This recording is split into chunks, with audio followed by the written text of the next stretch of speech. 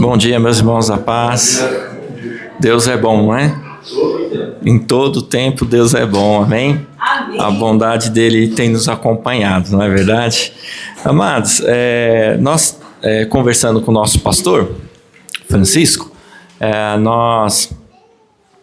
ele deu uma ideia assim bacana, né, da gente tirar um tempinho a mais para pensar um pouco mais sobre o livro de Gênesis e as lições, as aplicações que a gente pode ter dentro dele, né? Então aí a gente combinou de fazer uma jogadinha, né? De eu começar algo aqui com os irmãos em Gênesis, voltar um pouco atrás do que eu tinha ministrado no domingo passado. A gente começar do começo, né? É redundante, mas vamos começar do começo. E aí, possivelmente, o Francisco vai dar, conforme Deus aí dá direcionamento para ele, vai dar sequência também àquilo que a gente está fazendo aí de passear pelo livro de Gênesis, amém? Eu sei que à primeira vista acontece assim, duas coisas conosco, né? A primeira é aquela ideia, aquela sensação de falar de um livro igual Gênesis e falar assim, nossa, vai ser estudo bíblico de novo? E não pregação, né? No sentido assim, de que a gente tem uma ideia assim, que a pregação toca mais a alma, é aquela coisa que a gente se quebranta mais, né? Se entrega mais, e que o estudo bíblico seria aquela coisa mais metódica, mais, né, didática, mais racionalizada da palavra. Mas a ideia seria a gente falar de Gênesis tentando trazer aplicações assim do que Deus tem para nós dentro desse livro, até porque nada que Deus fez na sua palavra a gente pode considerar como uma coisa assim a passar despercebida. Afinal de contas, nós cremos na palavra como um todo, amém, irmãos? Não só em partes que nos agradam ou que a gente acha mais interessante. Então, a nossa concepção da palavra de Deus é ela como um todo, até naquelas partes que às vezes contraria a gente, principalmente nessas, né, aliás, que contrariam um pensamento nosso, ou uma cultura, ou um estilo de vida. Mas nós vamos começar então do começo. Eu pretendo tentar trabalhar com os irmãos aqui. Eu já falei que isso é muito redundante, né? Começar do começo, mas não tem outra expressão que eu consiga usar além dessa redundância toda. Mas, enfim, e até falar, né? Começar do começo e falar a palavra Gênesis em seguida é mais redundante ainda, né? Porque é o início do início do início. Mas vamos abrir nossas Bíblias então em Gênesis, no capítulo 3, versículo 15. Eu vou pegar a chave desse... Obrigado, meu irmão. Deus abençoe. Eu vou pegar a chave dessa sessão.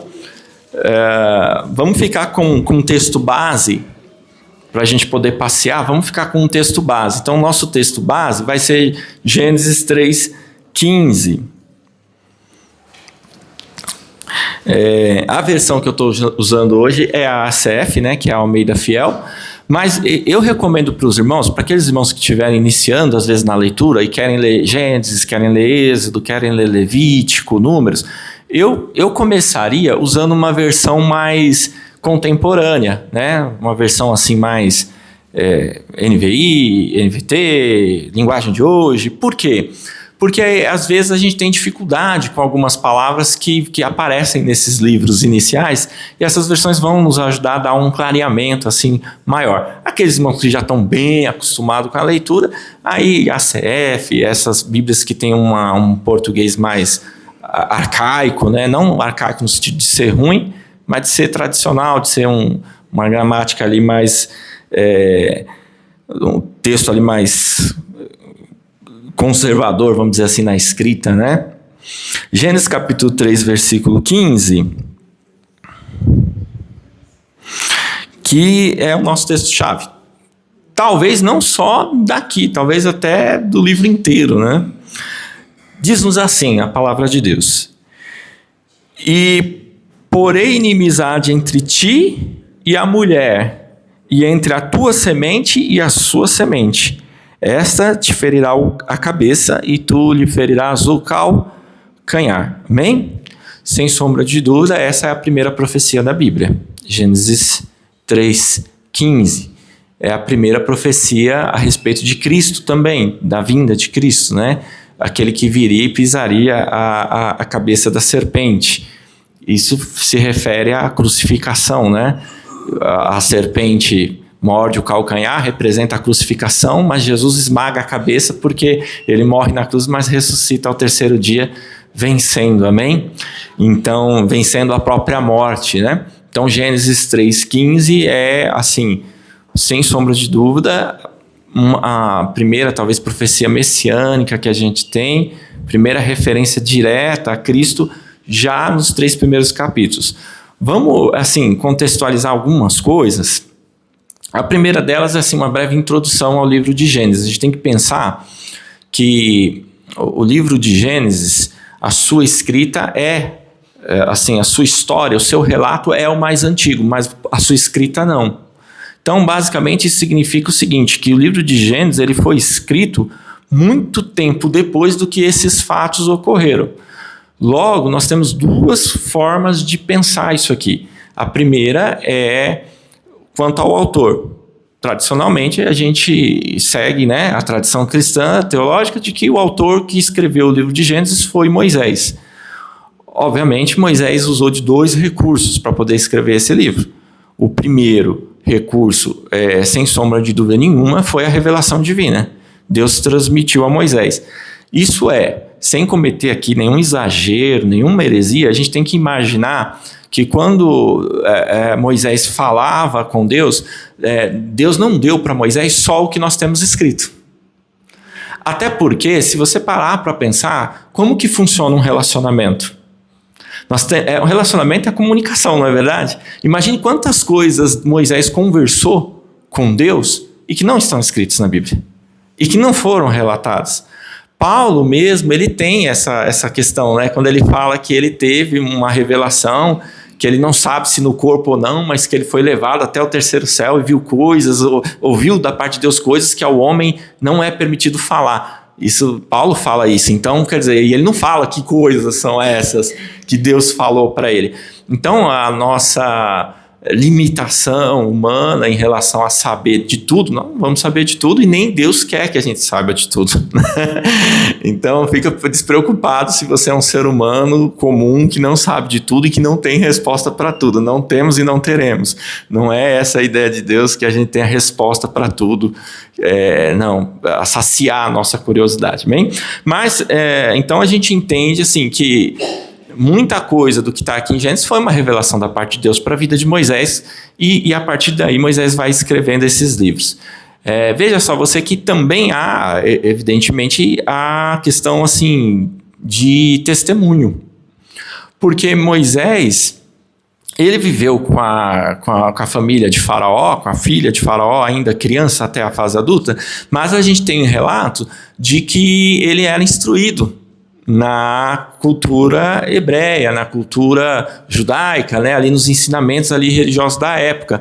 Sua mãe, Joquebede, né, serviu de ama para o próprio filho. A gente tem que lembrar desse contexto e perceber que então ele tinha ensinamentos sobre a história do povo judeu. Bem, como que eram esses ensinamentos? Eram basicamente todos orais. A gente tem que lembrar que antes de Moisés, a gente não tem uma estrutura bíblica. Não existe uma estrutura bíblica antes de Moisés.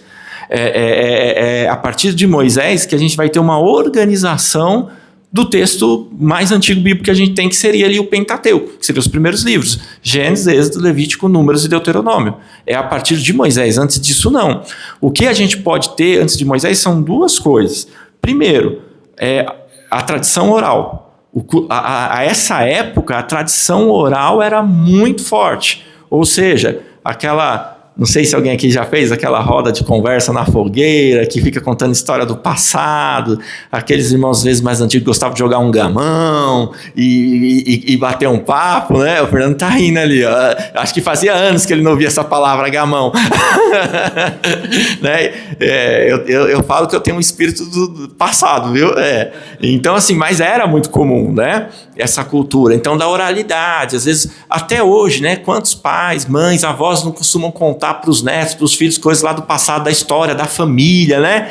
E aí os filhos falam, ai mãe, você já contou essa história, é a terceira vez que você me conta essa história, é a quinta vez que você conta essa história, mas eu vou contar de novo, mesmo assim. Então, essa coisa da oralidade, naquela época, era ainda muito mais forte. Então, isso ia passando. Testemunhos também. Ao contrário que as pessoas querem fazer parecer, muitas vezes a ciência quer fazer parecer, né, que o homem era um ser assim, desprovido de inteligência, totalmente primitivo, né? Não é bem assim. Gênesis vai mostrar pra gente uma outra coisa completamente diferente disso. O ser humano desde o início foi dotado de muita inteligência, tá? Para criar, para fazer coisas. E Moisés, ele vai pegar a partir da revelação, a partir da escrita, e vai começar a formar esses livros, porque havia uma preocupação divina muito grande, que o povo judeu, que ainda não estava formado, que estava se formando, entendesse exatamente o que Deus queria deles, né? Aí eu preciso abrir um parênteses e já fazer uma aplicação para a nossa vida, que seria mais ou menos a seguinte, assim, não tenha dúvidas, Deus sabe o que Ele quer de você. A revelação dele para nós está disponível. A gente precisa orar a Deus se a gente estiver ouvindo muitas vozes para ter discernimento da voz de Deus sobre nós. Porque Deus não nos fez para vivermos assim perdidos em relação ao que Ele quer de nós. Imagina a dificuldade que seria servir a esse Deus. Seria muito difícil. Um Deus que a gente não consegue entender o que Ele quer de nós. A gente não consegue entender como viver para Ele.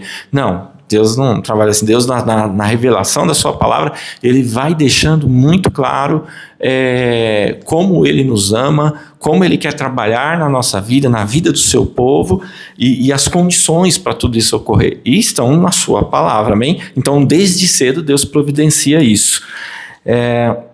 Vamos dizer que se a gente fosse colocar assim numa ordem cronológica, assim, a gente teria... de escrita, a gente teria o livro de Gênesis bem à frente. Talvez o primeiro livro escrito seria o livro de Jó, não o livro de Gênesis. Porque o livro de Jó lança muito mais incertezas para nós, por dois motivos. Jó era da terra de Ur dos Caldeus, que era a mesma região de Abraão, vocês estão lembrados? Simão, se alguém precisar ir, ficou uma dúvida, pode levantar a mão, pode perguntar, a gente tá aqui em família, amém? Aqui é uma conversa, amém, irmãos? Isso aqui é uma conversa onde a gente aprende junto. Então, Jó era contemporâneo, provavelmente contemporâneo de Abraão. Se Jó era contemporâneo de Abraão, essa história de Jó é muito antiga. É muito antiga mesmo. Então, provavelmente se a gente fosse colocar assim uma ordem, aí o livro de Jó viria primeiro e várias incógnitas surgiriam também, porque quem viu os anjos indo até o céu? Quem sabia que essa narrativa de Jó é uma narrativa assim sobrenatural, assim, que só poderia ser feita a partir de alguma revelação, né? Alguém teria que ter revelado, até porque durante todo o livro de Jó a gente tem ainda uma questão ali também. Deus não conta para Jó o que aconteceu. Vocês repararam? O livro acaba, mas Deus não fala para Jó, Jó, você sofreu porque o diabo foi lá. Não, o Jó, ele passa por tudo aquilo, mas ele não tem uma resposta. Por isso que eu falo para vocês, assim, eu vou voltar de novo a esse tópico anterior. A gente tem que ter muito cuidado de não viver a vida atrás de respostas, em vez de experimentar a vida. Uma vida em busca sempre de um questionamento, ela pode se tornar uma vida assim, muito angustiante, onde a gente perde de vista o que Deus está fazendo hoje e agora. Há pessoas que passam a vida toda, por que meu marido não se converteu? Por que o fulano não voltou para Jesus? E ela vive a vida toda, não que a pessoa não tenha que ter preocupação em relação a isso, tem que ter preocupação, mas se a pessoa viver angustiada com esses questionamentos, que muitas vezes pertencem a Deus e não a nós, a pessoa deixa de viver a bondade do que Deus está fazendo agora na vida dela e vive um futuro que ela nem sequer sabe como vai ser, ou como vai chegar, ou quando vai ser. Então, assim, viver o hoje não é uma irresponsabilidade, é um ato de coragem. Viver o hoje é um ato de coragem. Viver a bondade é um ato de percepção, de fé, viver o que Deus está nos proporcionando, viver a bondade de hoje. Tem uns que vivem muito no futuro e tem outros que vivem muito no passado. Nenhum dos dois é bom. É o equilíbrio, né? A sabedoria de viver o que Deus está nos dando hoje, amém? Então, dito isso, é o que temos por agora, então. São 5 livros bem antigos, escritos por Moisés. A ideia aqui é preservar a história do povo de Israel e a revelação divina, né? Deus, ele tem uma preocupação em dizer assim, ó, sua origem é essa. A ideia de Gênesis, assim, vamos voltar aqui um pouquinho no capítulo 1 de Gênesis, 1, versículo 1 e 2, que diz assim, no princípio criou Deus os céus e a terra era sem forma e vazia, havia trevas sobre a face do abismo, e o Espírito de Deus se movia sobre a face das águas. Vamos lá, eu não vou entrar em termos, assim, muito, né, assim, termos hebraicos, termos assim, porque isso pode tirar a nossa atenção para o momento do que, assim, realmente nos interessa aqui. A tradução é boa, é confiável, é isso aqui mesmo, no princípio criou Deus os céus e a terra. O sentido desse criar é de um criar do nada, é vir fazer a existir do nada. Há um segmento da igreja, assim, uns irmãos, né, dispensacionalistas, que acreditam que há uma interrupção entre o versículo 1 e o versículo 2, que justificaria uma terra sem forma e vazia, porque eles perguntam assim, por que Deus criaria uma terra sem forma e vazia? Então eles argumentam assim que deve ter ocorrido algum cataclisma, provavelmente na queda de Satanás, e ali a terra teria sido abalada, enfim, e teria ficado sem forma e vazia. Não vejo, assim, pelos meus estudos, eu não vejo como gramaticalmente ver essa diferença do versículo 1 para o 2. Não há nada assim que comprove isso, é uma teoria apenas. O fato é que Deus cria, e é assim que ele começa. Deus não começa explicando a sua existência, Deus começa explicando a nossa existência. Deus não começa falando assim, olha, eu sou assim, eu sou assado, não. Deus começa falando, no princípio, Deus criou. Isso aponta para a soberania de Deus, isso aponta para a capacidade de Deus em fazer as coisas do nada, isso aponta para um Deus assim, que não tem interesse nenhum em se apresentar como se precisasse justificar a sua existência. Isso vem de encontro muito assim, à revelação divina, porque seria estranho um texto que tentasse explicar Deus, porque Deus não se explica, então seria muito estranho. Talvez a gente perguntaria assim, se esse texto é realmente verdadeiro, assim, sabe, se ele tentasse explicar Deus, olha, porque um dia, na eternidade, não, Deus ele chega como ele é, soberano, criador, e ele coloca uma distância entre ele e a criatura, de modo que ele chega criando, ele chega fazendo, ele chega falando, é isso. Aqui a gente já percebe assim que a gente não precisa ser inovador, porque Deus tem toda a criatividade. Amém? Deus tem toda a criatividade, irmãos. Ele vai ordenar, Deus é um Deus de ordem, ele vai estabelecer a ordem. Que ordem? A ordem dele, não é a ordem nossa, ele vai estabelecer a ordem dele. Ele vai criar. A gente pode dividir de 2 formas o início do Gênesis, né? Eu só vou ficar hoje nos 3 primeiros capítulos, tá bom? Gênesis capítulo 1, do versículo 1 ao 25, a gente tem a criação. Mas que criação que a gente tem? A gente tem uma criação com foco na natureza. As praias, os céus, a terra, tudo que há, a vegetação, os animais. O foco do autor aqui não é ainda o ser humano. O foco do autor aqui é o ambiente. Deus prepara um ambiente. Que ambiente é esse? É um ambiente perfeito. É um ambiente que funciona. É um ambiente natural, organizado, que funciona e funciona de uma forma assim, olha, eu vou te falar, você tem que ter muita fé para acreditar na evolução, viu? Tem que ter fé, porque porque para você acreditar assim nas teorias evolucionistas, você tem que ter muita fé, mas muita fé mesmo. Olha, eu vou falar, eu nunca vi alguém que crê tanto como as pessoas que creem na evolução, porque a perfeição com que o mundo é estabelecido, irmãos, a gravidade, o alinhamento dos planetas, tudo é tão profundamente perfeito, funciona tão ordenadamente, e não precisa ser nenhum cientista não. Faça um exame simples. Põe o pé na areia, olha para a praia e pensa assim, rapaz, Como é que a natureza se encarregou de estabelecer limites no mar, de maneira que naturalmente a natureza fizesse que o mar ficasse contido nessa... Irmãos, não precisa ser nenhum estudioso, né, de oceania, de geografia, para perceber que assim, tudo foi colocado lá muito perfeitamente. E até aquilo que cientistas consideram um desastre, né, que aconteceu e tal, é um alinhamento muito perfeito. Então o acaso aqui, a sorte, o acaso, o aleatório aqui, irmãos, a gente tem que ter uma fé muito grande para conseguir acreditar nesse aleatório da natureza da vida, né? Os animais marinhos, irmãos, é tudo muito perfeito. O funcionamento e o equilíbrio é muito perfeito. A única coisa que desequilibrou foi a mão do ser humano interferindo na natureza, mas o resto, o alinhamento é muito perfeito.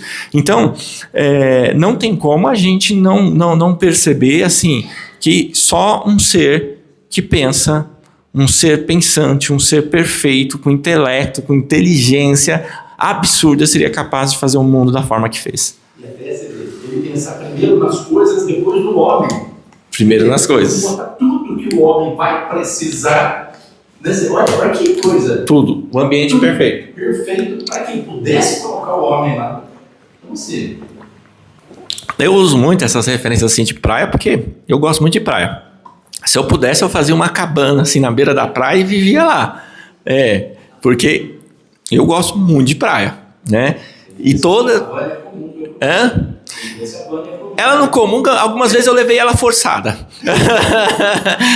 ela não comunga muito, mas eu levo mesmo assim. Eu falo, vamos mesmo assim, né? E é maravilhoso, né? Mesmo quem não gosta de entrar ali na água e tal, não é? Você andar ali, principalmente aquelas praias mais desertas, né? Que não tem muvuca e tudo, é uma maravilha. Irmãos, Deus cria um ambiente perfeito para o ser humano. E ele se dedica, o autor aqui se dedica no primeiro capítulo a focar nisso. A focar na criação da natureza. Por quê? Por que não começamos a partir do versículo 26? Por que não começamos a partir do capítulo 2? Porque há uma preocupação em estabelecer como a natureza foi criada. Bastaria Deus falar como o homem foi criado, a gente já creria, mas por que essa preocupação? Porque, veja só você, que não o homem não é assim, o centro da Bíblia, não, de forma nenhuma. Mas não há como negar, irmãos, que o objeto maior de preocupação de Deus é o ser humano. É você. Não tem como, não há sentido. Você olha para todas as coisas que Deus fez e tudo você percebe que foi feito para que o homem viva perfeitamente bem. E Deus se ocupa de registrar isso no capítulo 1 e falar, olha, eu criei um ambiente perfeitamente ordenado, funcional, perfeito para que o ser humano viva. A preocupação de Deus em Gênesis 1 não é só atestar a soberania de Deus, mas é atestar o seu amor. Ele não só faz o ser humano perfeitamente, ele dá um ambiente perfeito para o ser humano viver. E isso é importante para os capítulos seguintes, porque a quebra de relacionamento com Deus não é uma quebra de falta, não é uma quebra por necessidade. Nós não nos afastamos de Deus por necessidade. Nós nos afastamos por independência, por soberba, por aquela autoproclamação de liberdade a qualquer custo. Nós rompemos com Deus por insubmissão, não por necessidade. Deus não deixou faltar ao ser humano. O retrato de Deus em Gênesis com o ser humano é um relato de que Deus ele supre, ele é o pai que supre seus filhos, mas que mesmo assim seus filhos pegam a herança e vão embora. O retrato do filho pródigo não é, irmãos, o retrato de Cristo apenas vindo para nos salvar. O retrato da parábola do filho pródigo, ela é o retrato que aponta para o Gênesis. Para o pai que dá tudo aos seus filhos, que pega a herança e sai do jardim. Observe uma coisa interessante na parábola do filho pródigo. O pai não vai buscar o filho. O pai, na parábola do filho pródigo, ele não é o pastor de ovelhas que deixa as 99 no aprisco e vai atrás da uma perdida. Não. No filho pródigo, o pai não vai atrás. O pai não envia mensageiros atrás. O pai fica na frente da casa, aguardando a volta do filho, que ele sabe que está voltando. Para mim, é o pai divino, é o Senhor, sabendo que o seu filho Jesus está trazendo de volta o seu rebanho. Sabe, essas conexões são muito profundas. Então a ideia de Gênesis é de cara mostrar assim, eu tenho filhos que foram supridos com tudo de que necessitavam, com todo o ambiente de que precisavam, pegaram a sua herança, a sua independência e romperam esse relacionamento para serem independentes, né? Eles queriam a sua independência, então pegaram aquilo que eles julgaram ser seus, que era o fruto da árvore proibida, né? E saem. Como o filho pródigo, que pega a herança. Perceba outra coisa na parábola do filho pródigo em conexão com o livro de Gênesis. O filho pródigo, ele poderia pegar a herança? Não. Por que ele não poderia pegar a herança? Os pais estavam vivos. Quantos filhos têm pedido herança de pais em vida? Isso é horroroso, irmãos. Vai ter herança coisa nenhuma não, rapaz. Vai trabalhar. Espera eu partir dessa para melhor. Que negócio é esse? Essa é uma das dúvidas que eu mais tive no escritório do família de família relacionada à herança. Nossa, dá briga, não dá? Tem que esperar meu pai morrer para pensar. Meu pai vender sem me consultar. É uma insanidade isso, né? Você vê também filhos, né? Chega a uma certa idade, tem uma independência financeira E vão embora. né? Assim, é muito parecido com isso. É muito parecido. A gente hoje tem vínculos mais frágeis, né? Geralmente a gente tem, os vínculos hoje são muito mais frágeis e essas questões de relação, a gente vai entrar um pouco nisso aqui também, essas questões de relação família, ficar perto ou ficar distante, elas têm os seus extremos, porque ficar perto não é não se tornar autossuficiente no sentido de maturidade, de crescimento de vida. O filho pode estar perto e ainda assim se tornar um adulto, ou se tornar uma adulta completamente capaz das suas tarefas. A ideia de que preciso estar longe, preciso sumir no mundo para me tornar uma pessoa madura é uma culpabilização da família. Tipo assim, não cresço, não me desenvolvo por culpas suas. Então eu tenho que estar longe para me desenvolver. Porque se eu estiver perto... Sendo que, na verdade, é nada mais do que uma incapacidade de reconhecer como eu ainda estou imaturo. Como a minha imaturidade é tão grande a ponto de não conseguir entender que submissão não tem a ver com posse, submissão não tem a ver com dinheiro, submissão não tem a ver com idade... Submissão não tem a ver com nada disso. Você é submisso porque é teu pai, porque é tua mãe. Ponto. Eu sou submisso ao Senhor porque Ele é Deus, Ele é soberano e ponto, irmãos. Isso é indiscutível. Porque o ser humano tem que ter a liberdade dele. Não, irmãos. O ser humano ele não foi criado para ter a liberdade dele. O ser humano foi criado para dar glória a Deus.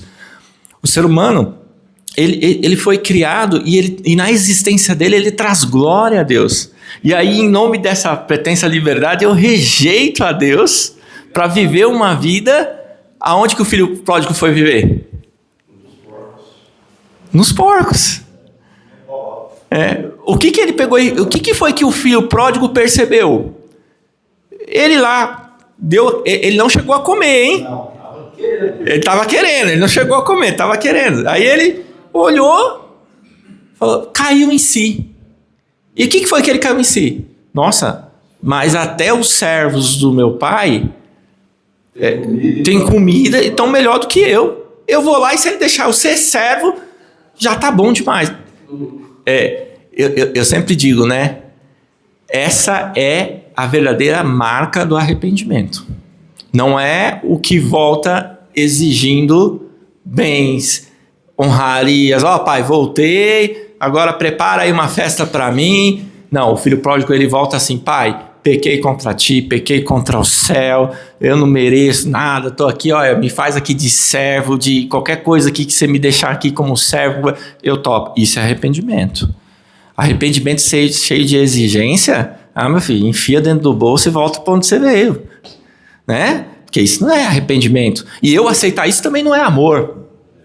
Né? Aos pais aí mais amorosos, não, mas tem que aceitar de qualquer jeito, tem que aceitar de qualquer jeito, nada, isso aí não é amor, né? Isso é omissão. Isso é omissão. Eu tô com dó, é omissão. Amor ele impõe limites. Amor ele, alto lá, tem uma distância aqui, do que é arrependimento, do que não é, né? Vamos. Te amo, mais na frente eu vou mandar o Salvador, mas pega as tuas coisas fora do jardim. Mas eu tô arrependido, então. Legal. E você tá perdoado, mas agora vai para fora do jardim. Né? É mudança de comportamento, né? O maior pecado foi a desobediência. Né? Mas a gente vê que nitidamente foi a falta de dependência. De falta de independência. Foi a necessidade do homem ser independente. Ele não queria desobedecer a Deus, ele queria não depender de Deus. Não depender de Deus, ser autossuficiente. E daí emana todos os pecados, né? Porque quando a gente depende de Deus... Segura, Gilberto, nós vamos chegar lá. Segura que nós vamos chegar lá. Segura que nós vamos chegar lá. Amém, irmãos. Acabou a ministração. Deus abençoe. Brincadeira. Nós vamos chegar lá. O homem pregou a palavra todinha agora. Vou orar a Deus dar outra palavra. Dá até uma ansiedade, né? De que vai se abrindo o leque, né? Vai dando uma... olha, irmãos, eu falo que não é fácil ser pai e mãe, não, viu? Não é fácil, não. Então, e veja só, Deus produziu tudo certo, tudo conforme as suas espécies, né? Tudo conforme as suas espécies. É por isso que, assim, sei que esse é um tema delicado, mas quando a sociedade ela fala de identidade de gênero, fala de todas essas coisas, a gente precisa ser muito claro que, assim, admitir essas identificações seculares é admitir que Deus errou. E se Deus errou, Ele não é Deus. Ele não é capaz. E se Ele errou nisso, Ele pode ter errado nas outras coisas. E se Ele errou nas outras coisas, sua palavra não é confiável. Todo o resto vai sendo demolido. Por que esses temas são tão caros à fé cristã? Porque eles falam justamente da capacidade de Deus de criar seus filhos à sua imagem e à sua semelhança. E se Deus falhou em criar o homem à sua imagem e à semelhança, perceba que antes, quando ele vai criar os animais, o texto ele frisa muito bem isso. A criação conforme as suas espécies. Tanto é, irmãos, que assim, pode a ciência avançar o quanto for, mas até onde aí os médicos aí, a Camila, o pessoal que entende mais dessa área biológica aí, pode me salvar aqui, né? A Camila, ai meu Deus, qual que vai ser a pergunta agora? Né? Mas assim, até onde se sabe, só tem cromossomo X e Y. Né? E a gente tem que pensar assim, aí a pessoa vai falar assim para mim, mas agora eu te peguei, porque tem alguns casos em que a pessoa ela nasce com assim, assado. Veja só você, né? Vamos lá. Vamos tentar explicar isso de uma forma assim coerente, né? Para que a gente saiba responder assim em termos de nossa fé cristã de uma forma coerente. Irmãos, a pessoa ela nasceu, digamos lá, com o órgão genital masculino, certo? Mas toda a estrutura dela biológica é feminina, é de mulher. Pô, tem útero, tem toda a estrutura de mulher. Irmãos, nós não podemos confundir, não tem como dizer que essa pessoa, não, é um homem. Não, mas espera aí, olha a biologia da pessoa. Reprodução, né? Encheio, Camila. Reprodução, então assim, não há dúvidas, irmãos, né? Então assim, a gente precisa ser coerente nessas abordagens. Como esse ainda não é o assunto, né, e é polêmico, eu não vou entrar muito nesse ponto, mas a ideia é por aqui. Então assim, Deus cria perfeitamente, conforme as suas espécies, o ser humano não tem erro, tá? Nada disso. E irmãos, cuidado com esse sistema, viu? Uma vez eu fui para um encontro eu fui para um encontro de uma comunidade que a gente fazia parte, teve um encontro e tal, e aí teve as ministrações, tudo, e teve a hora do almoço, aquela mesona assim com todo mundo, né? E aí a gente sentou e tava bem naquele auge assim das polêmicas assim sobre política, aquela coisa toda, e que acabou misturando também um pouco com essas polêmicas também relacionadas à homossexualidade, essa coisa toda. E aí eu tava aqui na mesa e infelizmente, né, inventei de abrir minha boca, né? Porque quando a mulher fala, não fala nada, né? E aí a Vânia já tinha falado pra mim, né? A Vânia falou assim, amor, pelo amor de Deus, no encontro nem cita nada. E eu não falei nada, nem de política, nem de nada. Eu tava lá sentado, e aí a pessoa comentou uma coisa, e eu falei assim, não, ó, veja bem, essa questão aí, eu penso que, né, a homossexualidade, enfim, não sei o quê. A irmã levantou aqui do lado, vamos, a mesa lotada de gente. Fala, Eric, mas você também, você é homofóbico, né? Por isso que você tá falando isso. Irmãos, todo mundo aqui olhando pra minha cara. E eu falei, eu sou homofóbico? Você é. Eu falei, da onde você tirou isso, minha querida? Irmãos, virou um salve danado. Eu falei assim, olha, nunca mais. Falei, Jesus da glória. Porque a esposa, olha, quando a esposa vai falar, irmãos, vou dar um macete pra vocês. Homens, vocês já devem ter percebido isso. Ia dar certo. Ia. Mas ela falou, não falou? Não vai mais dar certo. Ia dar certo, não vai mais. Desiste, entrega os pontos e fala, tá bom, meu amor, não vou fazer não, porque agora já era. Se ela falou, já não vai mais dar certo. Ia dar certo, ia, mas não vai mais. Não vai mais, vai dar errado. Então, toma cuidado com isso aí, amém? Enfim, não somos homofóbicos, viu, irmãos? E espero que não tenha ninguém aqui homofóbico, e eu não sou homofóbico, tá? Fique registrado aí no vídeo e nas câmeras, tá? Ninguém venha me processar falando que eu sou homofóbico. Amém, irmãos? Pelo amor de Deus, viu? Quem dá uma mania agora de processa, né? Eu, se processar, não tem nem nada para dar, então vai ter que levar preso, né? Irmãos, a partir do versículo 26, então, ao 31... Deus fala, façamos o homem à nossa imagem, conforme a nossa semelhança, ou seja, o ser humano é criado com os atributos, com as características de Deus. Ninguém é criado com tais características, nem os anjos. O ser humano, ele tem na sua estrutura a impressão de Deus.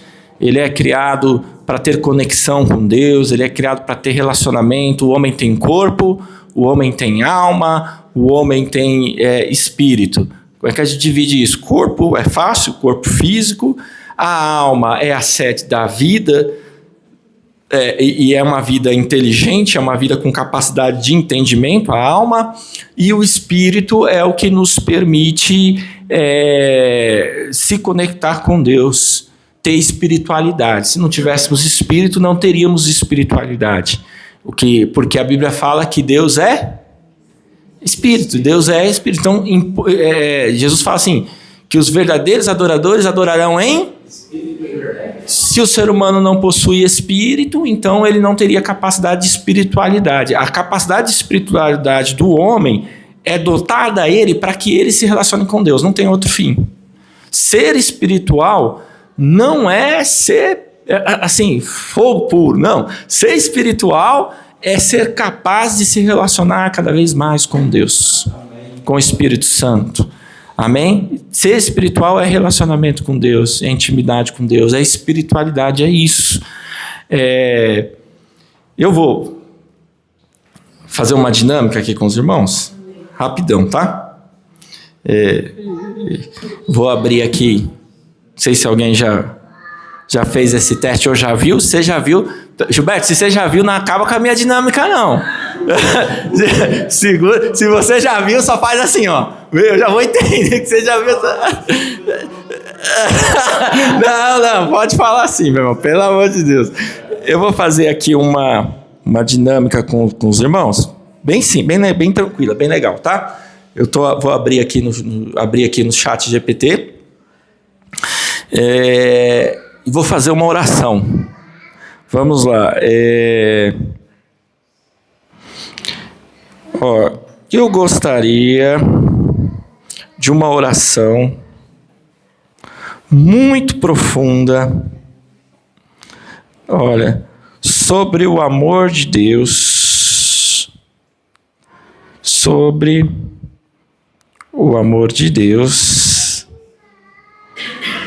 e sobre como eu amo meus irmãos. Não sou eu, tá? É o ChatGPT. Estou pedindo para ele fazer aqui para mim a oração. Vamos lá. Vamos ver o que ele vai nos dar aqui. Calma que ele está pensando, é meio lento ainda. Ah, tá. Eu vou ler agora, fazer aqui a oração, amém? Meus irmãos, sabe que a gente pode falar amém? É o ChatGPT. Amém. Irmãos, tá? Vamos lá então, não sou eu, tá, irmãos? É o ChatGPT, está registrado na cama. Vamos lá. Senhor Deus de amor, Tu és a fonte de toda a vida, o sopro que sustenta o universo, a ternura que cura feridas invisíveis. Hoje eu me aproximo de Ti em silêncio, com reverência, para mergulhar no mistério do Teu amor. Esse amor que não se cansa, não recua, não se esgota. Ensina-me, Pai, a contemplar o Teu coração, onde eu vejo limites. Tu vês caminhos onde eu sinto medo. Tu semeias confiança onde eu carrego peso. Transforma em aprendizado e paz. Que o Teu amor seja a luz que me guia quando a estrada se torna estreita e abrigo quando o vento da dúvida sopra forte sobre mim. Eu te agradeço, Senhor, pelas pessoas que colocaste na minha vida, como sinais vivos da Tua bondade. Eu os amo com tudo que sou e te peço, abençoa eles com saúde, esperança e propósito. Em nome de Jesus, amém. Qual é a diferença dessa oração que o ChatGPT fez aqui, muito bonita, por sinal, temos que reconhecer, né? Temos que dar os parabéns, né, para quem inventou isso. Realmente os algoritmos estão funcionando bem. Qual é a diferença dessa oração para o que a gente faz? Espírito Santo. O que mais? Pode falar com convicção, Camila, sem medo. O fluir. Deixar fluir. Mas se eu pedir mais aqui, ele dá, viu? Mais. Você viu, né? Que não dá para contradizer a palavra, que o ChatGPT, ele foi verdadeiro. Foi verdadeiro. É verdade. Irmãos. Senão a gente diria, não é bem assim. Não. Você vê, essa é a expressão da verdade. Ele deu para nós uma oração verdadeira. Qualquer um que repetisse essa oração aqui, se eu repetisse e falasse, irmãos, eu vou orar aqui por vocês, e repetisse esse texto aqui, nós acreditaríamos, amém, que foi eu que fiz, né? Talvez não pelo português, mas no geral sim, acreditaríamos que fui eu que orei. Agora, a grande diferença, e eu fiz essa dinâmica com vocês, para a gente fechar essa questão do capítulo 2 da criação do homem, é que o ChatGPT, ele fez essa oração aqui, mas ele não tem algo que nós temos, que é vida. Deus quer ser adorado por pessoas vivas. Não é a forma, não é a qualidade do dizer, não é o que causa impacto no mundo espiritual, não é a nossa capacidade de fazer uma oração bonita. Não é a nossa capacidade de colocar bem as palavras, não é os recursos, não é... O ChatGPT faz melhor do que a gente, muito melhor. Se pedir aqui, com os avanços que tem agora, você colocar a sua corrente doutrinária, então, aí que ele vai fazer uma oração bonita mesmo.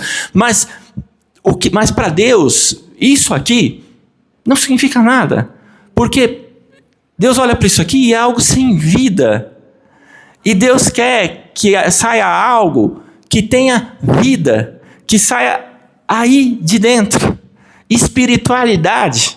Deus nos fez espírito. Deus nos deu espírito, porque o espírito se comunica com Deus. Então, Deus quer algo que saia de você, porque você tem algo que objetos, ciência, não tem. Vida. Vida de alma, vida real, vida profunda, vida que não pode ser copiada, digital única, própria sua. Não existe na Terra ninguém igual a você. Eu sei que isso é uma retórica já bem conhecida, essa fala, né?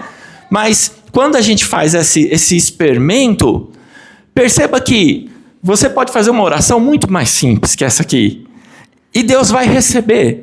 Mas Deus não recebe isso aqui, porque isso aqui não tem vida. É vazio. Também podem fazer uma oração desse Hã? Os mortos em Cristo também. Irmãos, os mormons, os espíritas, as seitas, os hindus, os budistas. Irmãos, não é isso. Não é a forma. Não é só o conteúdo, não é só o texto, não é só uma relação de palavras. Quando a Camila ora, a vida real e vida única. Quando a Camila ora, Deus sabe que é a única Camila que existe no mundo, que igual a ela não tem ninguém. Então essa oração dela é diferente de qualquer outra oração. A Yá nunca vai ser ela. Nunca vai ter essa vida. A Yá nunca vai ser o Gilberto, o Cleber, nunca vai ser. E a Yá pode orar melhor do que nós, mas nunca vai conseguir orar com o espírito que a gente ora, com a vida que tem em nós. Porque Deus criou pessoas com vida real. Deus não está preocupado com isso. Então essa ideia, essa brincadeira aqui que eu fiz com os irmãos, é para mostrar isso, que na criação, Deus te faz único e recebe a adoração de você. Nenhum protótipo ou ninguém. E isso até em relação às outras pessoas. Não importa quantas pessoas tenham no mundo que sejam melhores do que eu, que você. Isso também não faz diferença para Deus. Por quê? Porque você é único. Porque Deus te criou de forma única. Então não faz diferença quantas pessoas tenham que sejam mais legais, mais bacanas, mais corteses, melhores que a gente. Não, assim, você é único, com as suas qualidades, com as suas características. Em relação à oração, se eu digitar a mesma coisa que você, o IA vai aparecer a mesma oração. E o Senhor, ele não quer isso de nós, tanto que ele fala para a gente em secreto, porque é para ele. É para ele. Do jeito que a gente sabe, do jeito que a gente quer falar, a maneira que a gente quer demonstrar. Então, assim, como você falou, é identidade única. Identidade única. Tanto que eu não preciso nem fazer de maneira pública aqui, né? E a palavra repreende isso, né? Os escribas, os fariseus, né? Que ficavam ali.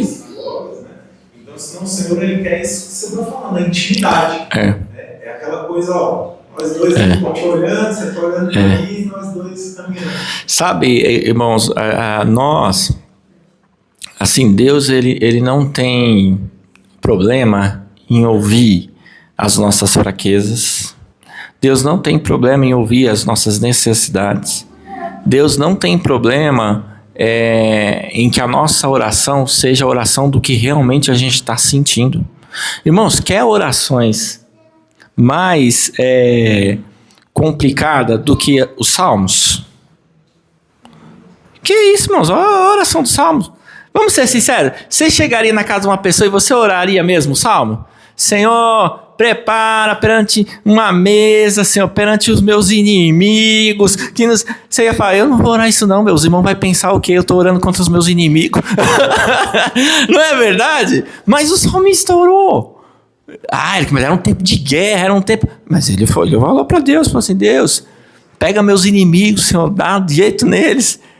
Irmãos, a oração, se nós tivéssemos, ou temos, né, a coragem de orar a Deus como realmente nós precisamos orar, com a verdade realmente da nossa alma. Senhor, eu estou cansado, não estou aguentando, estou estressado. Aquele lá só quer me ver mal e puxa meu tapete toda hora. Eu levanto, ele puxa de novo, eu levanto, ele puxa de novo. Dá um jeito, Senhor, me ajuda, Senhor. Não estou mais sabendo o que fazer. Irmãos, orações verdadeiras. Senhor, aquele minha filha, aquele meu filho, aquele meu tio, aquele papagaio que não para lá de falar. Meu Deus, me ajuda.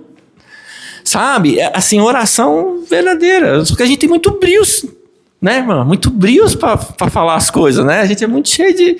Parece que a gente tem medo de ofender a Deus, como se Deus não soubesse de alguma coisa que está no nosso coração. O salmista Davi falou assim, tu conheces e me vês, tu sonda-me, né, o coração. Se eu for até o céu, ali é tua morada. E se eu descer até as profundezas, ali tu estás também. Tem para onde ir. Então, essa ideia, e Deus dá uma ordem para o homem, né? Que tem muita gente aí que está cumprindo a risca essa ordem, né? Que é frutificar e multiplicar, né? Crescer e multiplicar. Então, o homem e a mulher vão ali, são a primeira família. Gênesis vai começar com a primeira família, Gênesis vai encerrar com família. Né? Gênesis começa com a família Adão e Eva e vai encerrar com a família de Jacó indo para o Egito. Olha que coisa interessante. Gênesis começa com a família indo para o jardim. Gênesis termina com a família indo para o Egito. Né? O plano da salvação está inteirinho aqui em Gênesis. Inteirinho. Basta você olhar assim mais detidamente, você vai ver que o plano da salvação está aqui. Primeira família, jardim. A última família do livro de Gênesis termina com mais uma família. Começa com a família, termina com a família. Indo para o Egito. Ora, quem é que Deus coloca no jardim? Família. Quem é que Deus vai resgatar do Egito? Família. Deus forma a igreja uma grande família. Podemos perder isso de vista. Amém? Tá ali. Algumas coisas interessantes. A partir do capítulo 2, do versículo 4, a gente tem um novo relato da criação. Agora, do capítulo 2, do versículo 4 em diante, o relato é focado no homem. É falar que fez o homem do barro e a formação da mulher, né? A criação da mulher. É importante dizer que, assim, aqui a mulher, no versículo 18, né? E disse o Senhor Deus, não é bom que o homem esteja só, falei uma ajudadora idônea para ele. Aqui é uma pessoa capaz, uma pessoa apta, né? A mulher foi criada com aptidão, com capacidade. Idoneidade é uma pessoa capaz. E isso aqui já gerou muita polêmica, né? Da condição da mulher na vida do homem de ajudadora, né? A mulher é uma ajudadora que manda, né? Essa que é, né? E ela prefere que seja assim mesmo, né? Ajuda e no final fala, vai ser desse jeito aqui. Ela está me ajudando, eu vou fazer dessa forma aqui. Mas a grande verdade é que, assim, não havia essa preocupação na criação da mulher. Essa ideia de preocupação em relação ao papel, porque quando você tem uma família submissa a Cristo, eles se submetem uns aos outros. Essa relação, ela é harmoniosa. Não é uma relação de quem manda ou de quem estabelece autoridade, poder. Não é de empoderamento, não, de jeito nenhum. Então, Deus, aliás, ao contrário, ao Deus ver a limitação e a incapacidade do homem, e Deus fala assim, ele não vai conseguir sozinho, vou fazer uma mulher para ele. Deus permite que o homem veja essa incapacidade, experimente essa solidão, né? Essa necessidade, e aí ao homem ver essa necessidade que Deus já sabe que ela existe, Deus vai lá e faz uma mulher que seja capaz. Ou seja, a mulher nasce da incapacidade do homem. Né? Aí alguns vão ficar, eita, que negócio é esse? Nossa, incapacidade. A mulher, ela nasce da incapacidade do homem. Das limitações nele nasce a mulher, pronta para ser capaz, para suprir, para fechar essa falta, de maneira que os dois sejam um. Porque não dá para ser um se o outro está completo. Só dá para dois serem um se houver falta. Então, é necessário que haja falta no homem, é necessário que haja falta na mulher, para que ambos sejam um. Porque se os dois são completos de si, se os dois são perfeitamente cheios de si, então não há o que se unir, né? Então, a mulher nasce dessa limitação do homem, dessa incapacidade que Deus vê e fala, vou fazer uma mulher que seja capaz para te ajudar, para te auxiliar, para ser alguém idônea, né? E aí, a partir daí, a mulher, ela vai, né, enfim, seguir aí ao lado do homem, amém? Deus vai dar aqui uma ordem interessante, né, que é no versículo 23, né? E, na verdade, assim, quem falou isso foi Adão, né? E disse Adão, né? Esta agora é osso dos meus ossos e carne da minha carne, essa será chamada mulher, porquanto o homem foi tomada. Portanto, deixará o homem o seu pai e a sua mãe e apegar-se-á a sua mulher e serão ambos uma só carne. O texto começa dizendo que quem diz isso é Adão. Apesar da gente pregar sempre que Deus que falou isso, né? Mas quem diz aqui, a impressão que dá textualmente falando, é de Adão. Seja como for, a ideia aqui é divina. A ideia aqui é um programa divino de família. Não tem como gerar outra família se não deixar a anterior. Tem que deixar, né? Então a gente pode estar perto, mas não precisa estar tão perto, né? Não precisa morar um na casa do outro. Dá para morar separados, né? Então dá para seguir aí a vida tranquilo. Mas eu acho que esse ainda não é o maior problema. Eu acho que o maior problema é o não deixar, no sentido de não estabelecer que agora, nessa nova família, o seu aconselhamento, a pessoa que você... Irmãos, eu estou ouvindo um estralo aqui, não sei se tá certo ou se é a bateria, será? Então tá bom. Nesse caso, é necessário que o homem mude, assim, a sua relação, né? E essa relação geralmente é uma relação assim, porque o homem vai substituir, né, a mãe pela esposa, né? Ele vai trocar, aliás, o inverso, né? Ele vai trocar, ele vai, a partir de agora, vai contar com a esposa e não com a mãe. A partir de agora vai se confidenciar para a esposa e não mais para a mãe, né? Principalmente no caso masculino, o homem, né? A partir dali, né, ele vai se confidenciar com a sua esposa.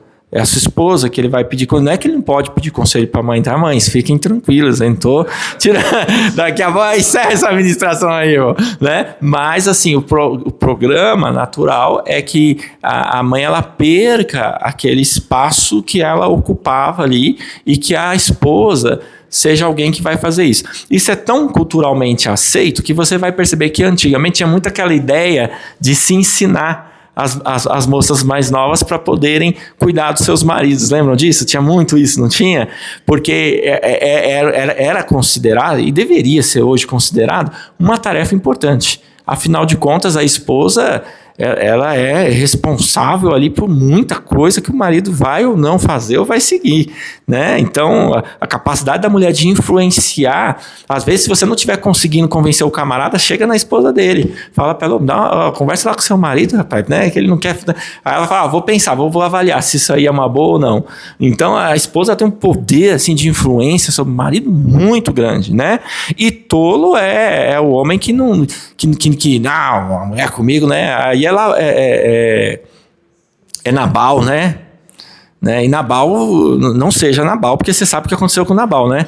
Nabal, além de morrer, né, a mulher ainda casou com Davi, né? E foi viver a vida dela. Então, eu sempre falo, né? Não queira ser Nabal, né? Que Nabal, não vou ouvir coisa nenhuma, não, né? E aí, o que aconteceu? A mulher foi lá, salvou a família, salvou a casa, o homem morreu, Davi foi lá e casou com a mulher.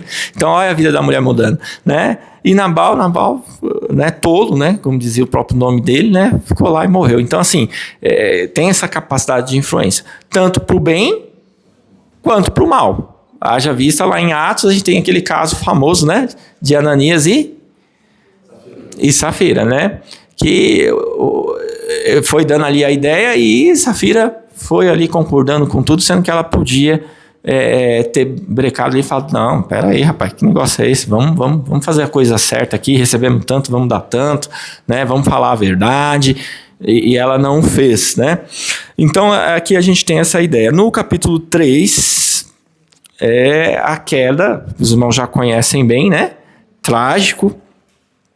É preciso só assim, rapidamente, uma aspas, assim.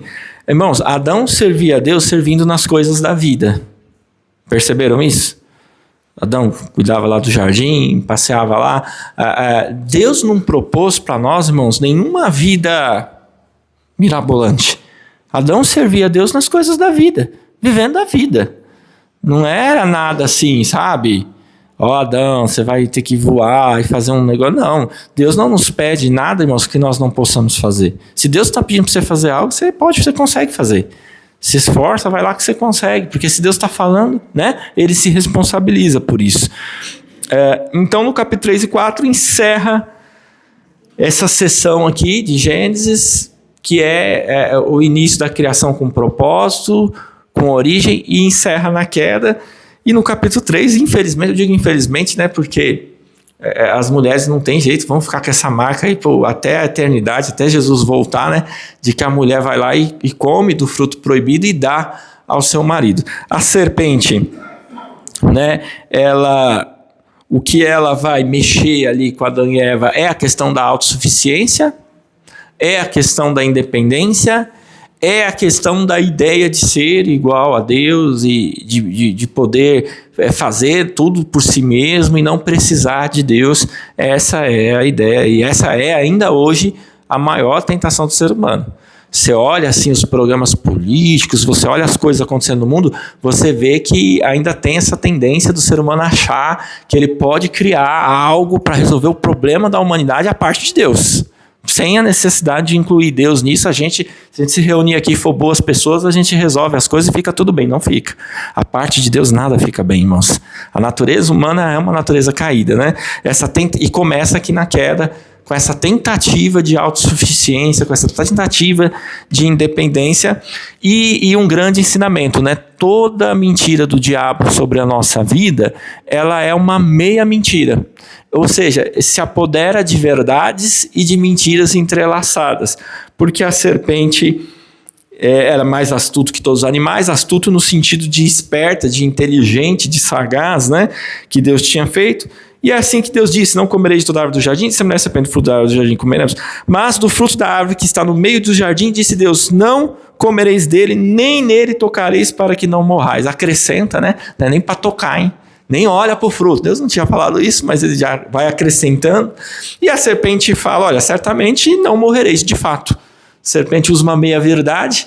De fato, não morreriam exatamente ali naquele momento, mas morreriam em algum momento, né? E ali a gente tem assim a primeira ideia de como o diabo vai agindo na vida das pessoas, que é sempre uma mentira vem acompanhado de um pouquinho de verdade, para fazer sentido, né? Então a mentira, para fazer sentido, ela vem com uma pitadinha de verdade. Cuidado com as meias verdades. São as meias verdades que causam um problema gigante, porque a mentira por si só a gente reconhece fácil. Agora a mentira, quando ela vem acompanhada de uma meia verdade, às vezes as pessoas ficam confusas e cedem a essa ideia do meio certo, do meio verdade, e aí a coisa se complica. A mulher viu que a árvore era boa de se comer, agradável aos olhos, a árvore desejava para dar entendimento, tomou do seu fruto, comeu. Deu também a seu marido e ele comeu com ela. Eu vejo muita interpretação, cada um fala uma coisa, né, sobre aonde que estava Adão. Adão estava lá distraído, vendo outras coisas, em vez de estar cuidando da esposa. Irmãos, o texto parece ser muito fluido. A mulher comeu e deu ao seu marido. A impressão é que Adão era do lado, tá? Impassivo, omisso, incapaz de qualquer atitude, né? Aliás, talvez até indiretamente querendo também comer daquele fruto, mas deixou que a mulher tomasse ali a atitude. Da justificativa dele. Uhum.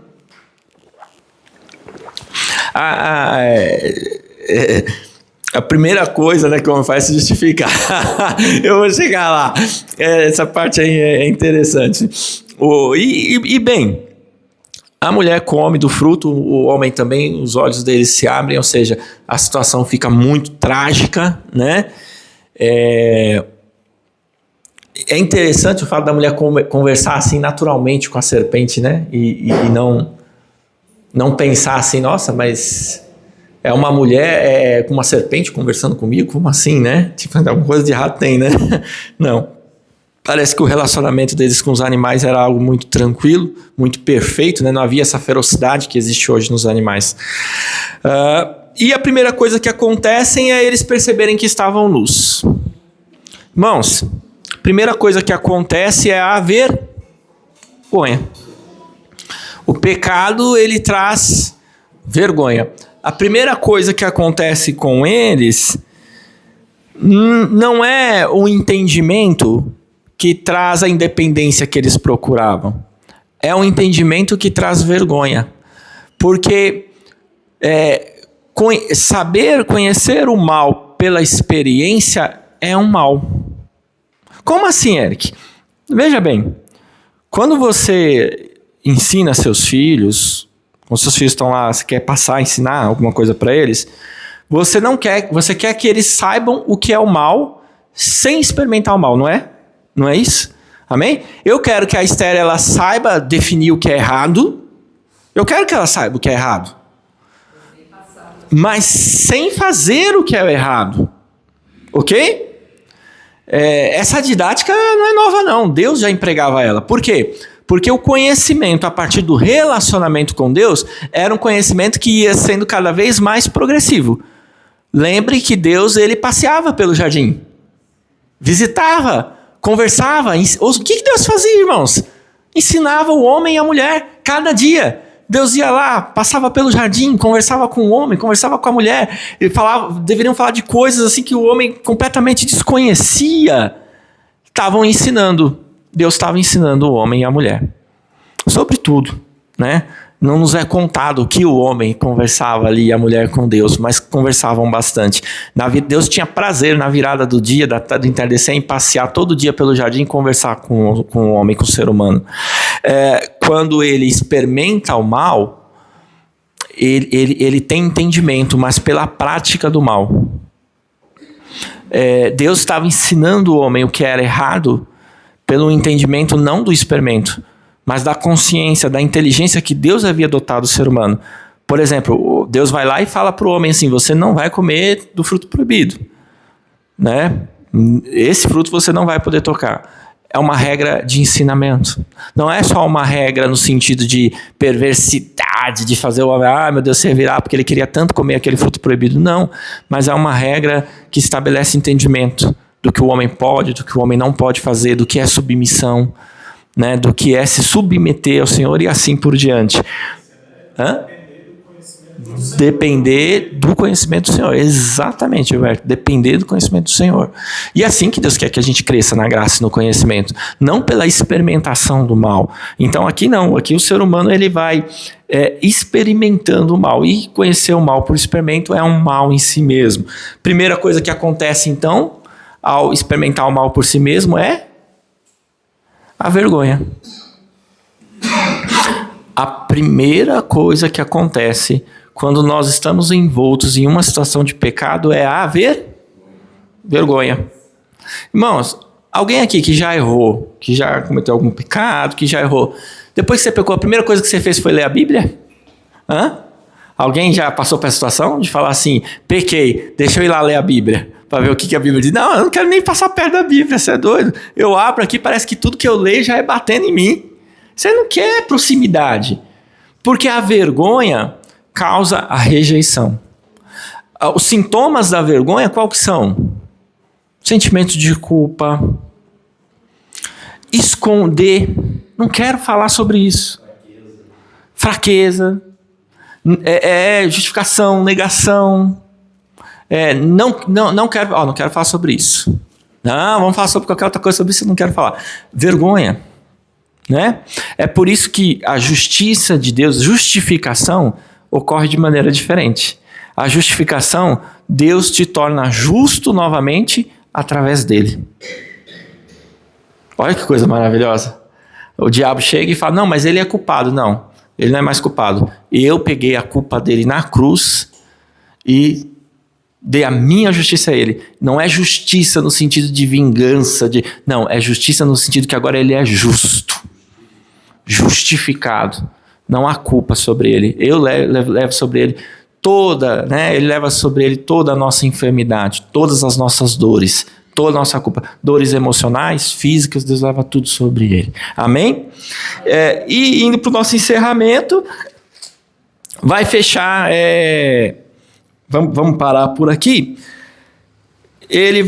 Adão vai culpar a Eva vai culpar a serpente, Deus vai trazer juízo sobre os três, sobre a serpente, mas principalmente sobre a serpente, sobre a queda do diabo, né? E em Adão e Eva, Deus vai trazer juízos, que os juízos são a desordem. O homem, a partir daquele momento, vai trabalhar com muito sacrifício, vai tirar o que precisa da terra com muito sacrifício. As relações humanas, a partir daquele momento, vão ser relações desiguais. Então, a origem da desigualdade não está no comportamento social, a origem da desigualdade está na queda. É a partir dali que o ser humano começa a explorar o outro, é a partir dali que o ser humano começa a ver a relação com a natureza de modo diferente. A mulher... Deus vai estabelecer uma culpa sobre ela um tanto assim, Um dia a gente pode conversar sobre isso, porque é interessante isso, né? Porque ele vai dizer assim...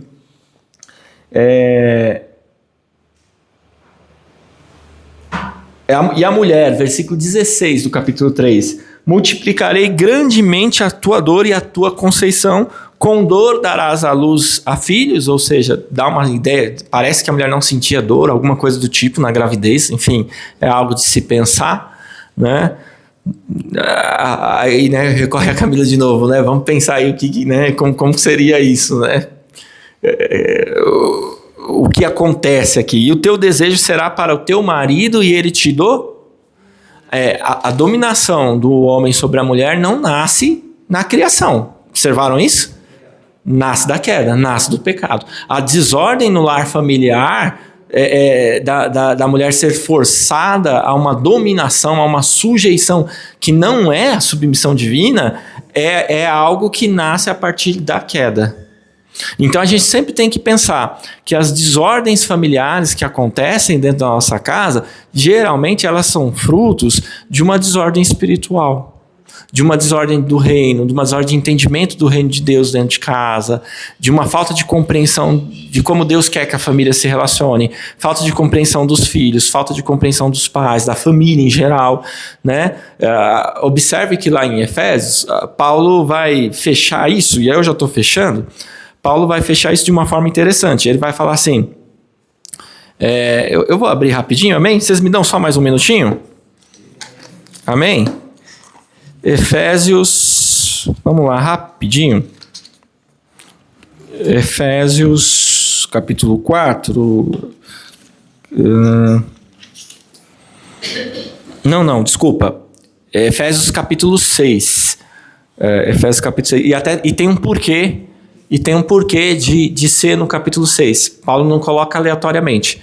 Paulo vai colocar aqui os mandamentos para a família no capítulo 6 e ele vai relacionar o capítulo 6, quando ele está falando de família, com batalha espiritual. Ele vai relacionar as duas coisas.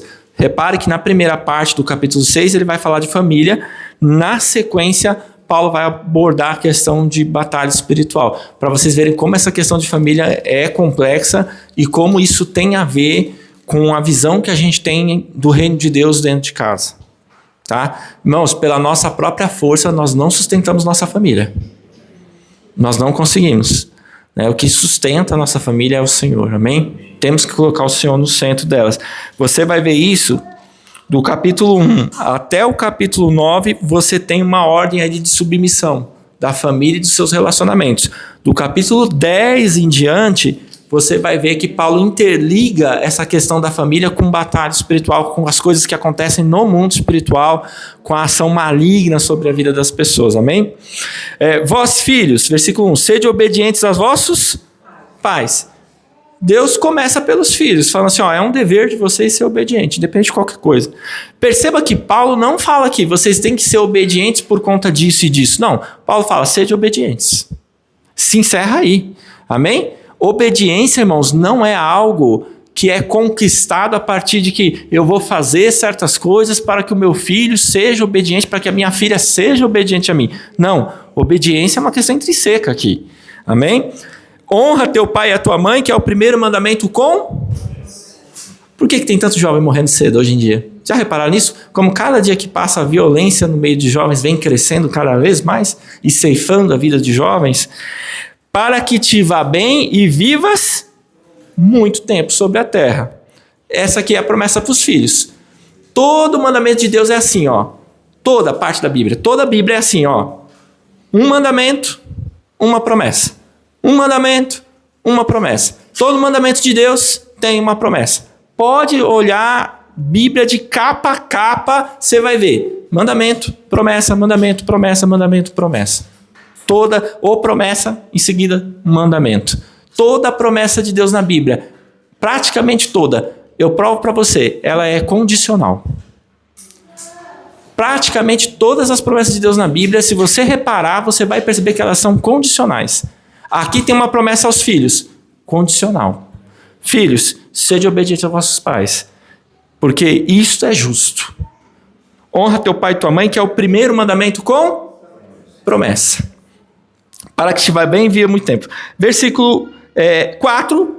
E vós, pais, não provoqueis a ira a vossos filhos, mas criai-os na doutrina e admoestação do... Não adianta criar na doutrina e na administração do Senhor se você leva seu filho à exaustão na fé. Aí não adianta. É preciso pedir sabedoria a Deus. Pedir, Senhor, me dá a graça, me dá a sabedoria para conduzir o meu filho na fé com amor. Porque se eu levar ele ao cansaço da fé, né, é isso que você quer dizer aqui. Ele vai esvair. Tem que ser por amor, né? Tem que ser com o joelho no chão. Tem que ser. A Bíblia fala nem por força, nem por... Mas pelo meu espírito. Né? Não é uma batalha que o pai e a mãe vencem no cajado, irmãos. Assim não é. Né? Conhecimento. Não só apresentar, mas deixar que ele siga. Porque quem vai convencer é o Espírito Santo. Quando eu era criança, meus pais tinham o hábito de cantar hinos da harpa com a gente. A gente era muito pequeno, aí meus pais tiravam um tempo assim do dia, abria a harpa cristã, a gente se reunia nós assim em casa e ficava cantando ali alguns hinos da harpa. Era uma maneira de ir semeando ali a palavra, sabe? Então, assim, é necessário sabedoria, amor, dedicação. É algo que acontece, né? E é forte isso, né? Não provoqueis a ira, né? A ira, irmãos, é algo que impede muitas bênçãos na vida da família. A ira. Você pode provocar a ira utilizando a própria palavra. É o que mais acontece. O ensino é diferente da imposição. O ensino é diferente. Irmãos, é o que mais acontece. Né? A gente justificar um ato nosso, assim, agressivo, com base na palavra. Não, mas eu estou usando a palavra, né? Mas o diabo também usou a palavra, né? Contra Jesus lá na tentação, né? Vós, servos, obedecei a vossos senhores segundo a carne, com temor e tremor, na sinceridade de vosso coração, como a Cristo. Olha, naquela época o servo aqui era um escravo, amém? Mas isso é válido para os dias de hoje. No trabalho, como a gente acha? Né? Como a gente serve aqueles que estão ali, né? Como é o nosso coração? Não servindo à vista, mas como para agradar os homens, mas como servos de Cristo, fazendo de coração a vontade de Deus. E servindo de boa vontade como ao Senhor e não como aos homens. Sabendo que cada um receberá do Senhor todo o bem que fizer, seja servo, seja livre. Ou seja, essa ideia de que existe uma luta entre o patrão, o funcionário, que o cristão ele tem que combater o chefe dele ou a empresa. Irmãos, isso não faz parte da visão do reino, não faz parte da visão bíblica. Na visão bíblica, nós temos que servir a essas pessoas como servindo ao Senhor. E é esse testemunho que vai trazer o reino de Deus para essas pessoas, não o contrário. Então, o cristão ele não faz luta de classes, né? Para o cristão, existe um povo só, que o Senhor quer reunir, que o Senhor quer salvar o mundo todo, uma igreja só, num povo só, amém? Não tem essa divisão, né? E ele fala isso aos servos. Eric, mas e os patrões, e os que detêm poder, e os que... versículo 9, e vós, senhores, fazei o mesmo para com eles, deixando as ameaças, sabendo que o vosso Senhor está no céu, e que para com ele não há acepção de pessoas. Amém? Então, a ordem da criação, o que Deus estabeleceu, Paulo vai retomar aqui em Efésios, sob outra ótica, voltando para a família, de que, irmãos, existe um padrão de Deus perfeitamente estabelecido, de amor, de cuidado, e que foi deturpado pela queda, mas que através de Cristo é novamente resgatado. E que se encerra onde a gente começou, em Gênesis 3:15, né? Aonde Deus fala que a serpente feriria o calcanhar, mas o filho do homem, né, feriria a sua cabeça, né? Amém? Glória a Deus, irmãos. Vamos colocar então nossas famílias nos pés do Senhor. Deus tem tudo que nós necessitamos, irmãos. Tudo que os seus filhos necessitam. Toda a bondade do Senhor, irmãos, está derramada sobre as nossas vidas, amém? um Deus de amor, um Deus que não quer uma oração robusta, mas quer uma oração viva, de vida real. Amém? Quem lembra, os irmãos lembram Romanos 5:8? Quem lembra Romanos 5:8? De cabeça. Vamos decorar? Porque Deus, vou pedir para vocês repetirem comigo. Porque Deus prova o seu amor para conosco, em que Cristo morreu por nós, sendo nós ainda pecadores. Ainda pecadores, morreu por nós. Amém, meus irmãos? Vamos orar? Enquanto os irmãos já podem vir, vamos só fazer uma oração, agradecer a Deus. Eu queria que, se algum irmão se dispusesse a vir aqui orar, para nós orarmos vamos orar pela família, né? Nós falamos de Gênesis 3, né? Nós falamos muito sobre a família. Eu queria um candidato aqui para vir aqui orar sobre todos nós, orar pela família, amém? Algum irmão que não costuma vir, que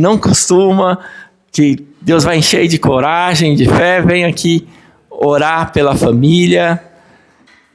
Vamos lá, irmãos? Algum candidato, algum corajoso que fale assim, vem aqui orar, vamos orar pela família, que queira vir aqui orar pela família. Não pode ser o Cleito, que o Cleito já vem várias vezes, os irmãos do louvor também já estão mais que vindo. Algum irmão candidato que vem, senão eu vou começar a pregar de novo, irmãos, aí é mais 2 horas de culto. Algum irmão que venha orar aqui pela família. Orar pela família, Eric, pela família, sim. Orar pelos filhos, pelos netos, orar pela casa, tá? Deixa a vergonha de lado, coragem e do seu jeito, sem preocupação, tá? Com gramática, alguém que está muito envergonhado fala assim, não, eu quero orar daqui, então. Não quer vir aqui, quer orar aí da onde está. Vamos lá, irmãos? Vamos com coragem? Vamos lá, alguma das irmãs? Irmãs, eu quero alguém candidato aí para nós orarmos. Irmãos, né? Eu já sempre, né, ministrando, já estou falando demais. Né? O Cleito já ora demais também. Já, né? Nós somos os que mais fala aqui. Eu, o Cleito e o Gilberto, meu Deus do céu, quase que nós não deixamos ter o culto, de tanto que nós fala. Então, que a gente, né? Sempre a gente fala bastante. Eu quero pedir a gentileza de um irmão ou uma irmã. A irmã quer vir? Vem, minha querida. Eu vi o brilho nos seus olhos. Falei assim, eu vou orar. Deus vai fazer. Eu não sei, irmãos, o que a família precisa. Mas Deus sabe. Né? O que a sua família, o que as famílias que nós estamos orando precisam. É chegada de crianças novas, é cura por doenças de pessoas na família que estão acometidas. Eu não sei, mas Deus sabe, amém?